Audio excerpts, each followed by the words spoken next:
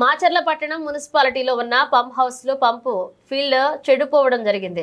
కావున మాచర్ల పట్టణంలో నివసిస్తున్న ప్రజలకు నీరు సరిగ్గా అందకపోవడం వలన వారు ఎంతో ఇబ్బందికరంగా నివసిస్తున్నారు. కావున ఈ రోజు మాచర్ల పట్టణ టీడీపీ అధ్యక్షులు కోమెర దుర్గారావు మున్సిపాలిటీలో ఉన్న పంప్ హౌస్ వద్దకు వెళ్లి దానిని పరిశీలించి మున్సిపాలిటీ కమిషనర్ మరియు డీఈకి ఏఈతో మాట్లాడి ప్రజలకు ఎటువంటి ఇబ్బంది లేకుండా నీటిని సక్రమంగా అందజేస్తామని చెప్పడం జరిగింది.